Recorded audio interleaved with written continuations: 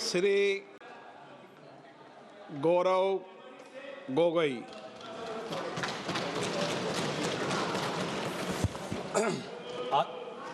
आदरणीय अध्यक्ष महोदय, मैं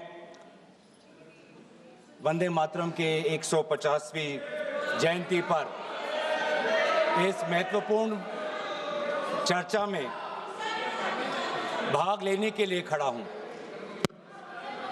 और अपने वक्तव्य के शुरुआत में मैं बंगाल के उस पवित्र भूमि को नमन करना चाहता हूं जिस भूमि से ईश्वर चंद्र विद्यासागर आए, राजा राम मोहन रॉय जी आए, बंकिम चंद्र चटर्जी आए, स्वामी विवेकानंद जी आए, अरबिंदो घोष जी आए, खुदीराम बोस आए, कबीर नजरुल इस्लाम जी आए, रविंद्रनाथ टैगोर जी आए और सुभाष चंद्र बोस जी आए।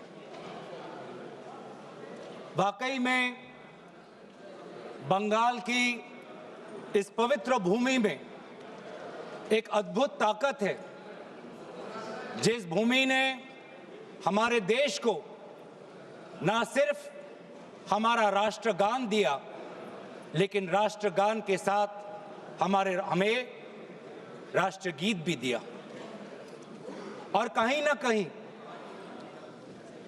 मैं इस समय पर, क्योंकि स्वतंत्रता सेनानियों का उल्लेख किया गया, स्वतंत्रता संग्राम का उल्लेख किया गया, उस समय के कवि, लेखक जिन्होंने ऐसे शब्दों का प्रयोग किया, ऐसे कविताएं रची, ऐसे गीत रची, जिन गीतों के साथ, जिन शब्दों के प्रेरणाओं के साथ लाखों के तादाद पर स्वतंत्रता सेनानियों ने अंग्रेजों का जुल्म सहने की ताकत मिली। वे ऐसे शब्द थे, वे ऐसे गीत थे, वंदे मातरम, रविंद्रनाथ टैगोर जी के Where the mind is without fear, वो गीत झंडा ऊंचा रहे हमारा, वो गीत सरफरोशी की तमन्ना, वो गीत विद्रोह, वो गीत इंकलाब जिंदाबाद, वो स्लोगन करो या मरो, जय हिंद, सत्यमेव जयते, भारत छोड़ो। ऐसे कई नारे थे, ऐसे कई गीत थे, जिन गीतों ने, जिन शब्दों ने हमारे स्वतंत्रता संग्राम में हमारे भारत के समाज को ताकत दी। वंदे मातरम के इतिहास की और उसके जन्म की बात आदरणीय प्रधानमंत्री मोदी जी ने की। हाँ, जो मंगल पांडे का जो विद्रोह था, उस विद्रोह के विफलता के बाद भारत में एक बेचैनी थी और अंग्रेजों का जुल्म और बढ़ गया था। और ऐसे वक्त में 1872 में बंकिम चंद्र चटर्जी ने, जो पूरे बंगाल में जो रेनेसांस चल रहा था, जो भाषा के संदर्भ में जो एक क्रांति चल रही थी, उस क्रांति में वो भी एक महत्वपूर्ण धारा थे। जिस क्रांति में राजा राम मोहन रॉय भी थे, जिस क्रांति में ब्रह्मो समाज भी था। और उन्होंने 1872 में वो पहले दो पंक्ति लिखे जो आज हमारे राष्ट्रगीत के भाग में हैं। 1872-75 के बाद लगभग 9-10 सालों के बाद उन्होंने आनंद मत लिखा, जहां पर उन दो पंक्तियों में उन्होंने और कई पंक्तियां जोड़ी। और आनंद मत के संदर्भ में लिखा गया,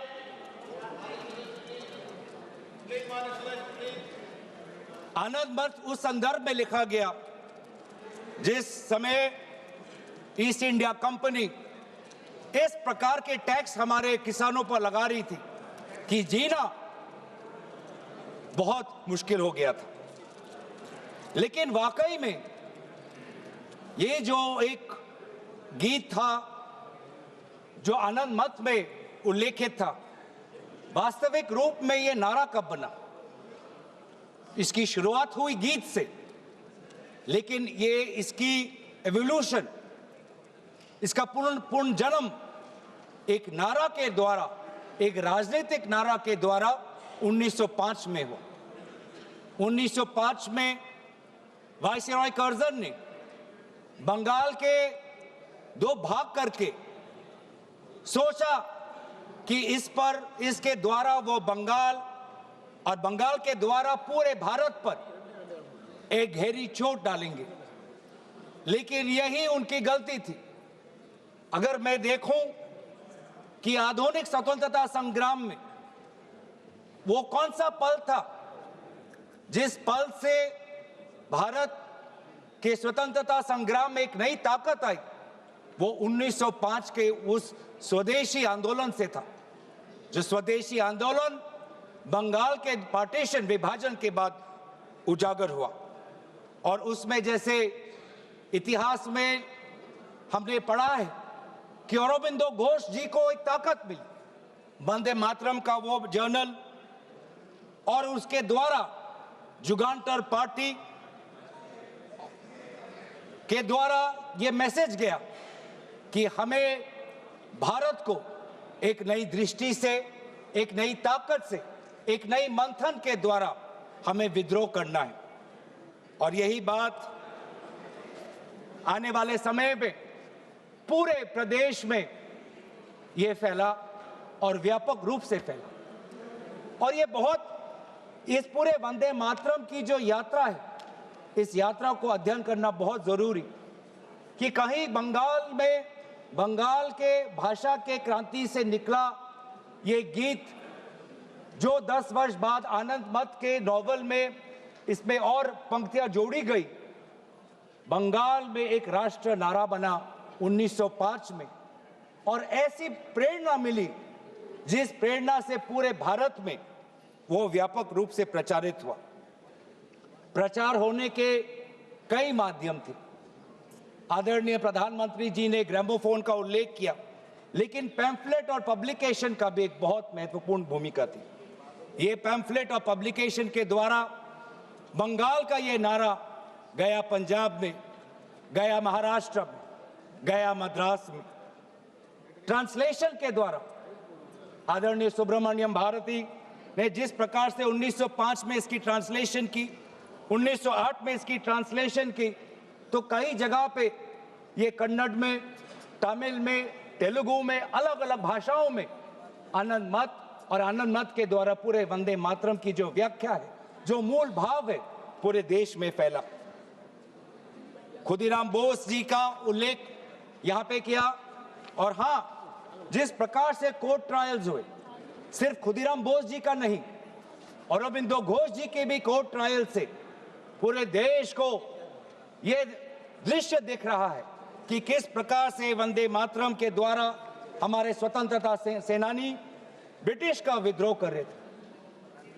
और फिर सिर्फ स्वतंत्रता सेनानियों के बीच नहीं रहा, एक व्यापक रूप से ये छात्रों के बीच में ये समा गया।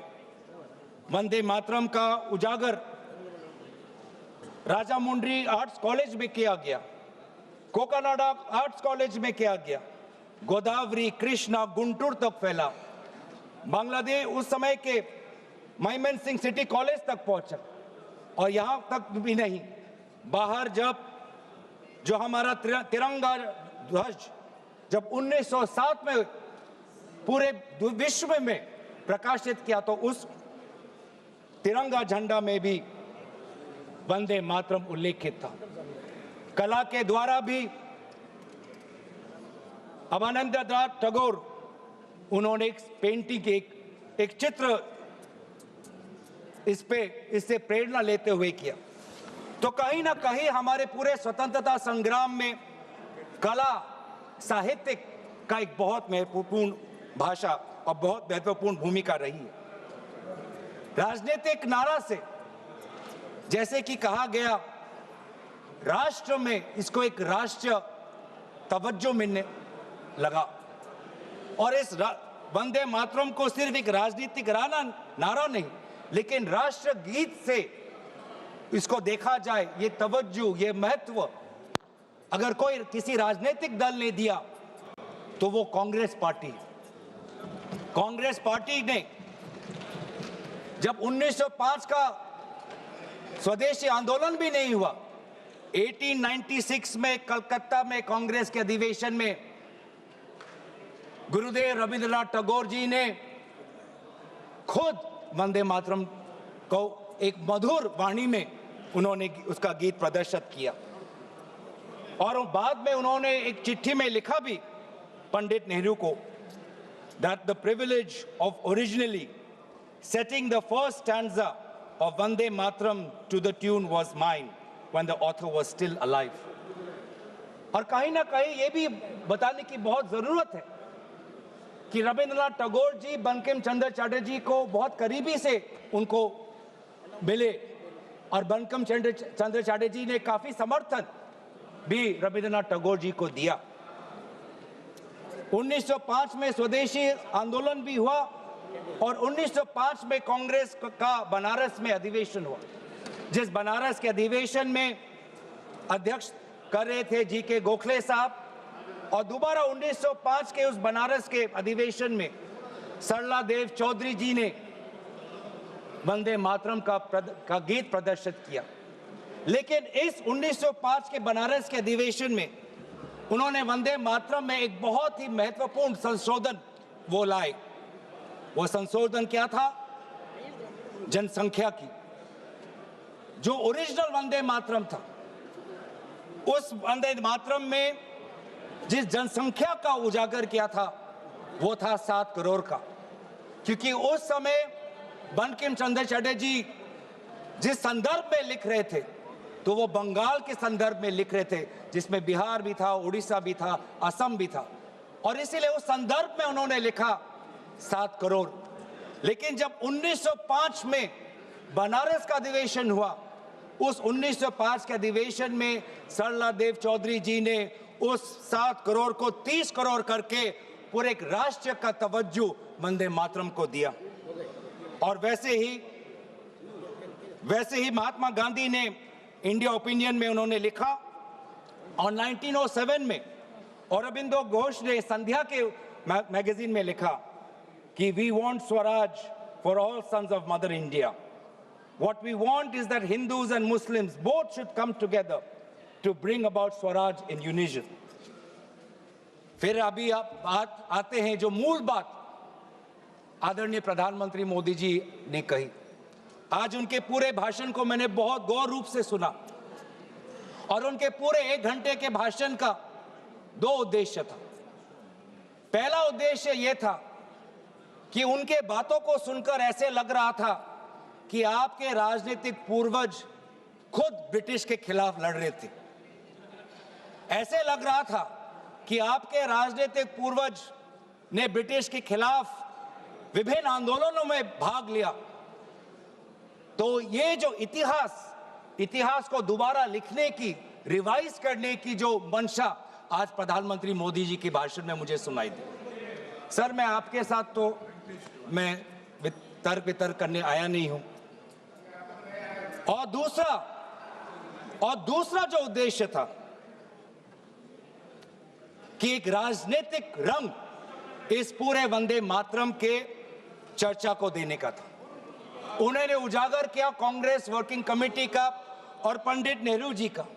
और ये एक आदत है सर, ये मेरे पास एक टेबल है कि जब प्रधानमंत्री मोदी जी किसी भी विषय पे बोलते हैं तो पंडित नेहरू जी का नाम कितने बार लेते हैं और कांग्रेस पार्टी का नाम कितने बार लेते हैं।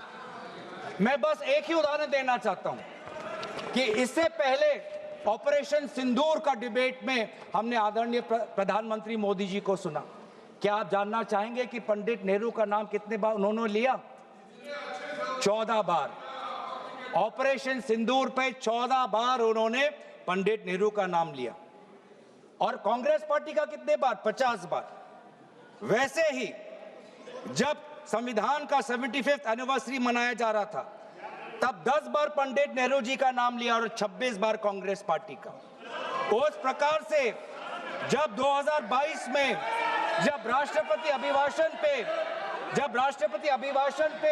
प्रधानमंत्री मोदी जी अपना बात रख रहे थे तो 15 बार पंडित नेहरू का नाम लिया। रेफरेंस 2020 किसी में का रेफरेंस सर मैं तो आपके दिया साथ तर्क वितर्क नहीं करने आया सर। 2020 में जब राष्ट्रपति अभिभाषण पर प्रधानमंत्री मोदी जी ने भाषण दिया तो 20 बार पंडित नेहरू का नाम लिया।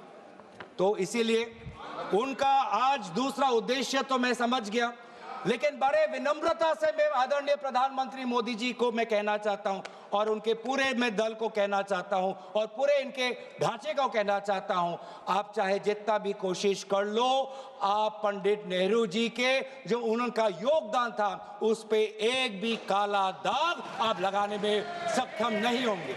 आप चाहे पूरे कोशिश कर लो, आप एक भी उन पे काला दाग लगाने में आप सफल नहीं होंगे। हाँ, कांग्रेस वर्किंग कमेटी में और उससे पहले मुस्लिम लीग का विद्रोह था। मुस्लिम लीग ये कहना चाहती थी कि पूरा वंदे मातरम को बहिष्कार करना चाहिए, पूरे वंदे मातरम को बहिष्कार करना चाहिए। लेकिन मुस्लिम लीग को यह अधिकार कहां से मिला? और क्या मुस्लिम लीग के अनुसार हमारा देश चलेगा? क्या मुस्लिम लीग के अनुसार क्या कांग्रेस पार्टी चलेगी? कतई नहीं। हमारे उस समय के जो हमारे नेता थे मौलाना आजाद साहब, उन्होंने स्वयं कहा कि मुझे वंदे मातरम में कोई भी आपत्ति नहीं है। यह फर्क है कांग्रेस के मौलाना आजाद और मुस्लिम लीग के जिन्ना के बीच में। और उन्होंने लाख कोशिश करने के पश्चात भी, लाख दबाव डालने के पश्चात भी 1937 के कांग्रेस वर्किंग कमेटी में के सेशन में यह निर्णय लिया गया कि जहां पर भी नेशनल गैदरिंग होगी वहां पर हम शुरुआत में वंदे मातरम के पहले दो पंक्तियों को हम गाएंगे। इस सिद्धांत को मुस्लिम लीग ने बहुत बड़ी इसकी आलोचना की, बहुत बड़ी आलोचना की, और आलोचना हिंदू महासभा ने भी की। ये कभी कभी हिंदू महासभा और मुस्लिम लीग के जो राजनीतिक उद्देश्य है वो एक हो जाते हैं। हिंदू महासभा और मुस्लिम लीगों ने दोनों वंदे मातरम को एक विशेष राजनीतिक रूप से देखा और मुस्लिम लीग और हिंदू महासभा ने दोनों ने कांग्रेस पार्टी की आलोचना की। लेकिन कांग्रेस पार्टी अगर चलेगी तो किसी हिंदू महासभा या किसी मुस्लिम लीग के नहीं, भारत के जो हमारे आबादी है, भारत की जो हमारी जनसंख्या है, भारत में जो वंदे मातरम के जो मूल भाव है उसके साथ मूल भाव। आप बार बार वंदे मातरम की आप बात कर रहे थे आदरणीय प्रधानमंत्री जी। वंदे मातरम किस संदर्भ में लिखा गया? ब्रिटिश के विद्रोह में वंदे मातरम का नारा कब लगाते थे? जब हम ब्रिटिश के अंदर हम खौफ पैदा करना चाहते थे। वंदे मातरम का नारा कब लगाते थे? जब हम ब्रिटिश को बताना चाहते थे कि हम डरेंगे नहीं, हम झुकेंगे नहीं। तो ये था मूल भाव वंदे मातरम का, ब्रिटिश के विद्रोह करने का। मैं पूछना चाहता हूं कि आपके राजनीतिक पूर्वजों ने वंदे मातरम की इस मंशा को आपने कब पूरा किया? कब आपने ब्रिटिश का विद्रोह किया? कब किया? अब वंदे मातरम का उद्देश्य था कि ब्रिटिश को के बीच में डर फैलाना। मैं पूछना चाहता हूं कि आपने उस मंशा को कब पूरा किया? 1937 की आप बात करते हैं और 1937 में आपको आपत्ति है, तो मैं पूछना चाहता हूं कि 1942 में जब भारत छोड़ो आंदोलन था तब आपके राजनीतिक पूर्वज कहां थे? अगर आपको लगता है कि वंदे मातरम के साथ कांग्रेस पार्टी ने उसको दुर्बल करने की एक साजिश की, तो मैं पूछना चाहता हूं कि आपने जब वंदे मातरम का जो मूल उद्देश्य था कि अंग्रेजों भारत छोड़ो, तो उस भारत छोड़ो के आंदोलन में आप लोग कहां थे? क्या इतिहास गवाह नहीं कि आपके राजनीतिक पूर्वज में उनका नाम नहीं लेना चाहता, कि उन्होंने खुद कहा था कि इस आंदोलन में भाग नहीं लेने का? खुद बोलते थे, दूसरे खुद उन्होंने कहा कि इस आंदोलन में भाग नहीं लेना। और बंगाल में आपके जो राजनीतिक आपके गुरु हैं, मैं उनका नाम भी लेना नहीं चाहूंगा, पर उन्होंने भी खुद कहा था कि भारत छोड़ो आंदोलन में भाग नहीं लेना चाहिए। तो अब वंदे मातरम की बात करते हैं, स्वतंत्रता सेनानियों की बात करते हैं, प्रोपेगेंडा करने की कोशिश करते हैं। जो कांग्रेस वर्किंग कमेटी पंडित नेहरू ने जी के सबके साथ जो विचार विमर्श किया, उसमें सब शामिल थे।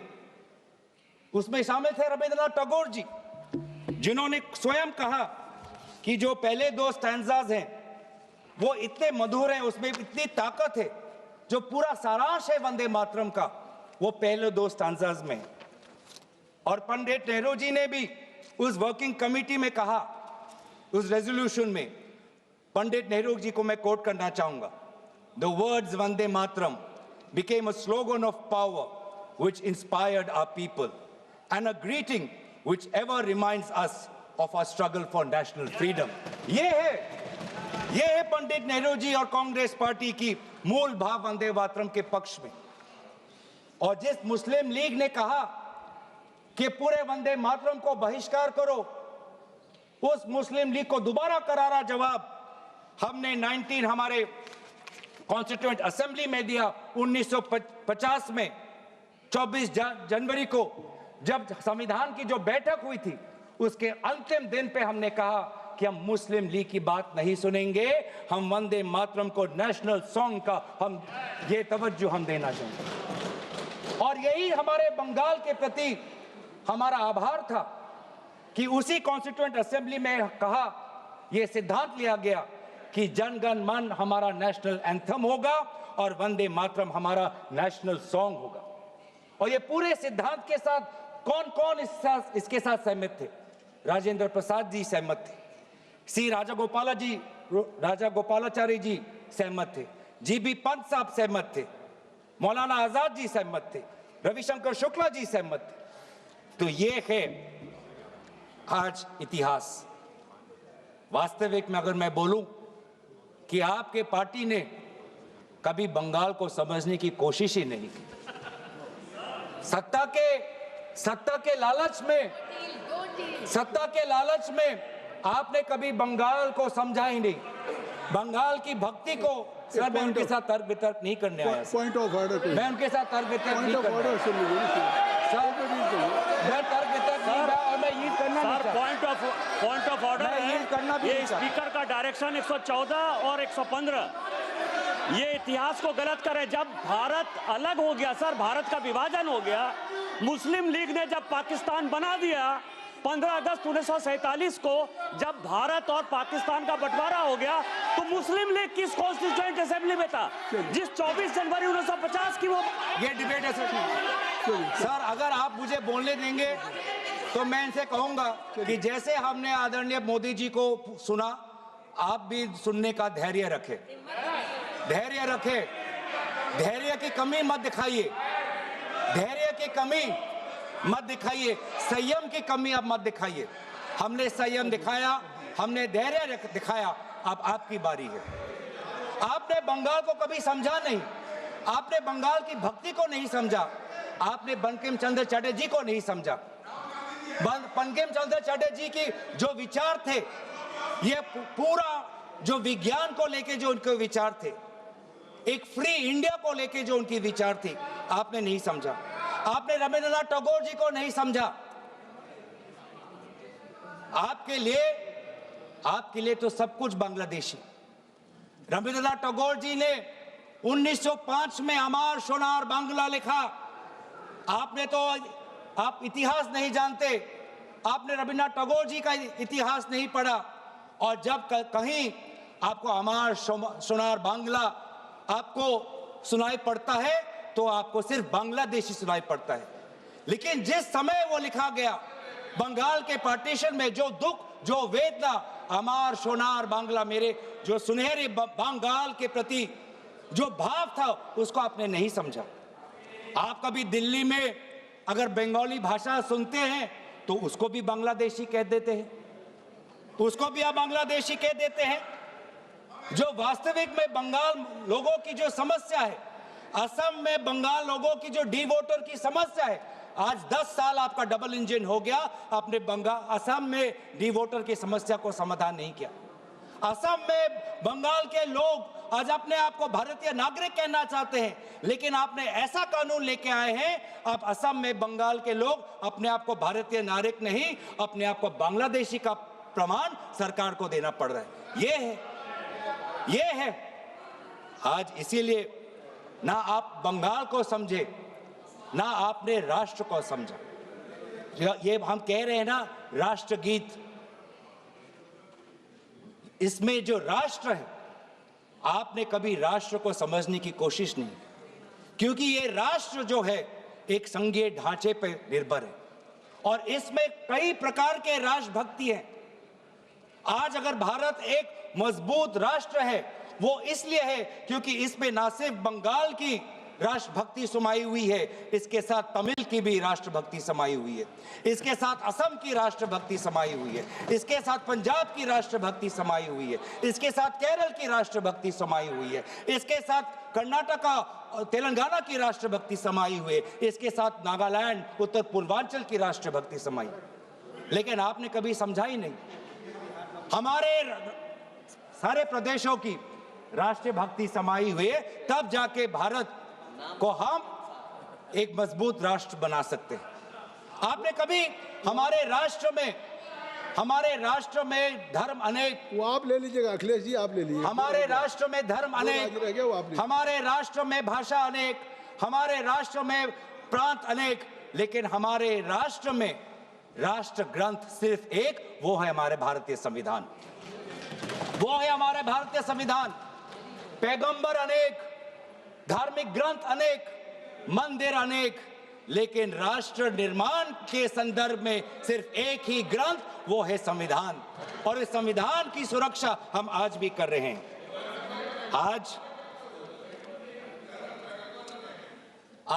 राष्ट्र की बात आप करते हैं, मैं पूछना चाहता हूं कि आपने जो हमारा नेशनल एंथम है, आप चाहते थे कि वंदे मातरम हमारा नेशनल एंथम बने, लेकिन जब पूरे देश ने जनगण मन को नेशनल एंथम, रविंद्रनाथ टैगोर जी के द्वारा रचित जनगण मन को नेशनल एंथम का तवज्जो दिया, तो आपके राजनीतिक पूर्वजों ने लगभग 52 साल आपने ना राष्ट्रीय तिरंगा अपने शाखाओं में लगाया, ना राष्ट्रीय नेशनल एंथम अपने शाखाओं में कहा।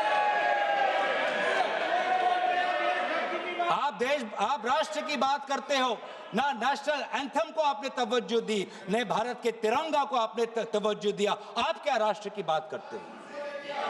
लेकिन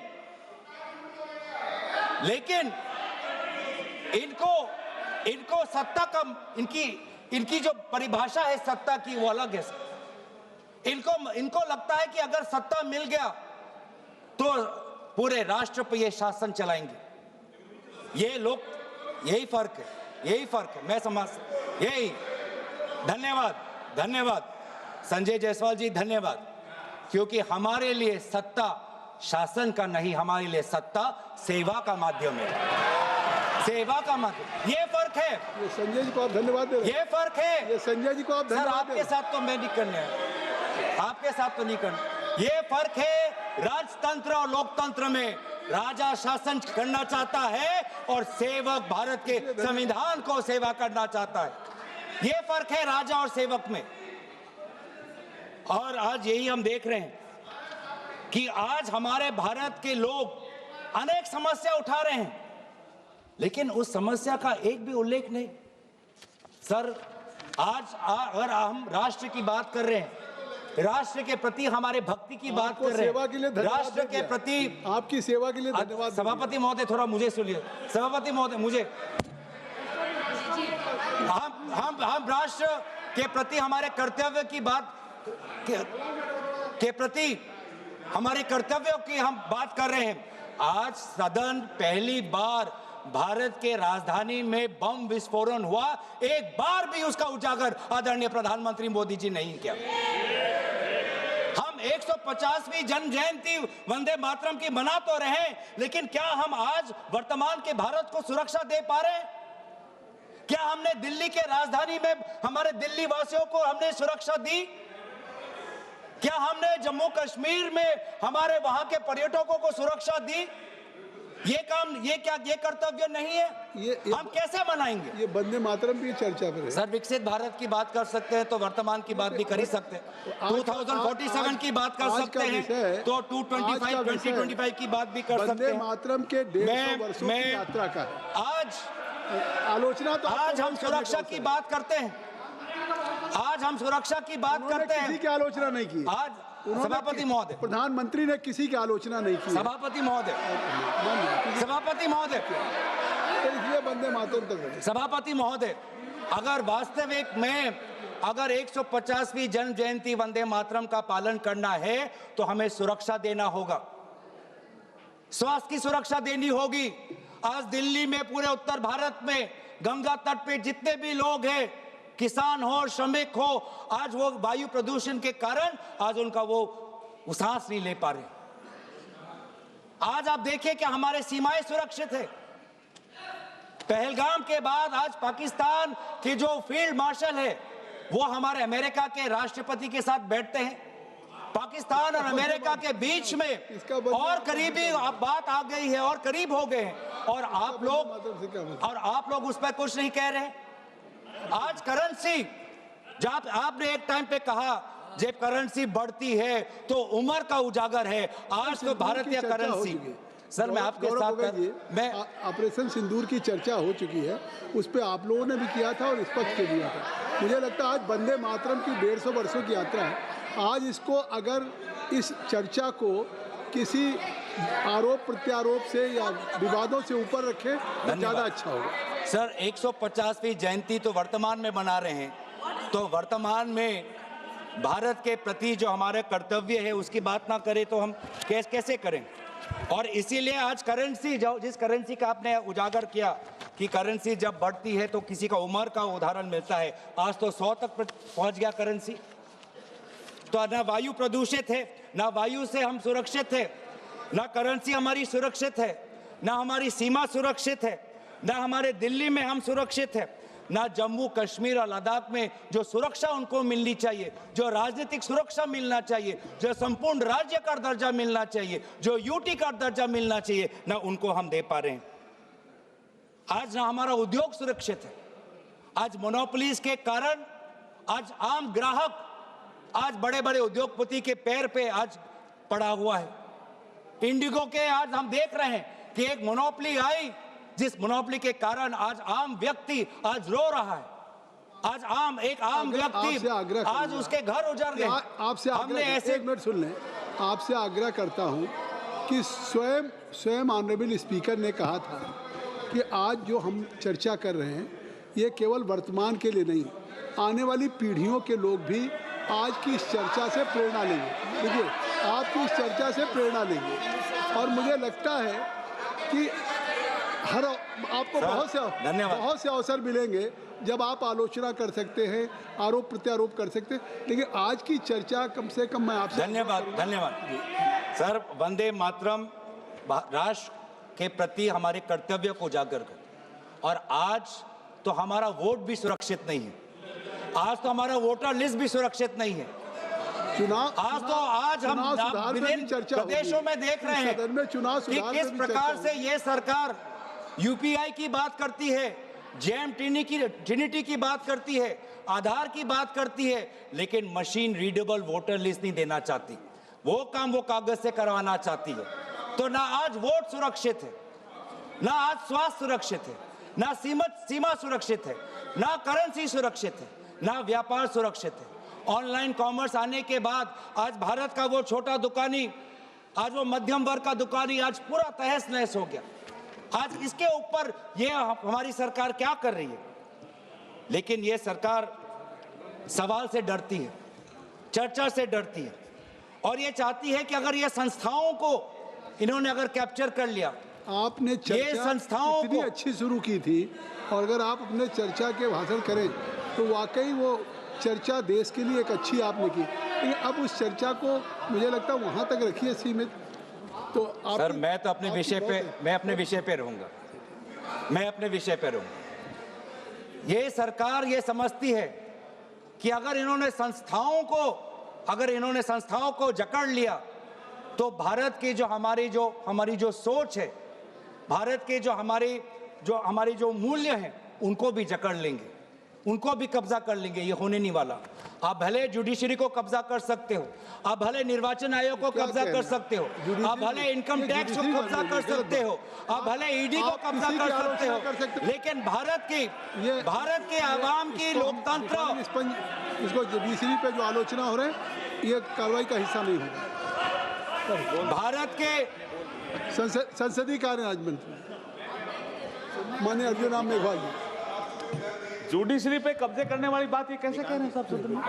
ये जुडिशरी पे, ये न्यायपालिका पे अपमान है। सुप्रीम कोर्ट ये क्या कह रहे हैं? ये कोई नोटिस दिया है क्या चर्चा करने के लिए? जुडिशरी पे हमने उसको कार्रवाई के हिस्से से निकाल दिया। हाँ ठीक है, ओके। बोलिए। तो सर ये आज हमारे भारतीय नागरिकों के आम जो अधिकार है उनको भी कब्जा करना चाहती है। जो वोट देने का अधिकार, जो स्वतंत्र विचार का अधिकार, किसी से प्रेम करने का अधिकार, अपने अनुसार विचार रखने का अधिकार, सरकार को आलोचना करने का अधिकार, सरकार को सवाल पूछने का अधिकार, इन अधिकारों को भी ये छीनना चाहती है। और अगर यह इन अधिकारों को छीनना चाहती है तो ये बंकिम चंद्र चटर्जी के काल्पनिक जो कल्पना के अनुसार जो भारत के जो सपना देखा था उसके विरोध में वो जा रहे हैं। जो रविंद्रनाथ टैगोर जी ने जो एक फ्री इंडिया का जो एक कल्पना की थी उसके विरोध में जा रहे हैं। तो इसीलिए आज ब्रिटिश तो रहे नहीं, लेकिन ब्रिटिश का divide and rule policy follow करने वाले आज भी कुछ राजनीतिक ताकत आज भी है। जिस प्रकार से ब्रिटिश ने सेडिशन का कानून इस्तेमाल कर भारत के वैचारिक जो हमारी स्वतंत्रता है उसको पकड़ने का काम किया, आज भी ऐसे कुछ राजनीतिक ताकत है जो सेडिशन के कानून के द्वारा हमारे ही नागरिकों को जेल में रख रही है। तो इसीलिए आज हम उन ताकतों को कहना चाहते हैं कि हमारी पार्टी और विपक्ष की पार्टी और इंडिया अलायंस भारत के हम आम नागरिक के साथ खड़े हैं। और हम आज भी प्रतिबद्ध हैं कवि रविंद्रनाथ टैगोर जी के उस वो महान पंक्ति के प्रति, जिन पंक्तियों को मैं अंत में उजागर करते हुए मैं अपने भाषण को समाप्त कर दूंगा। Where the mind is without fear, where the mind is without fear and the head is held high, where knowledge is free, where the world has not been broken up into fragments by narrow domestic walls, where words come out from the depth of truth, where tireless striving stretches its arms towards perfection, where the clear stream of reason has not lost its way into the dreary desert sand of dead habit, where the mind is led forward by thee into ever-widening thought and action, into that heaven of freedom, my Father, let my country awake। इन्हीं पंक्तियों के प्रति हम हमेशा कार्यबद्ध रहेंगे और यही कहते हुए मैं अपनी वाणी को समाप्त करना चाहता हूँ। धन्यवाद। जय हिंद, वंदे मातरम। अखिलेश यादव जी।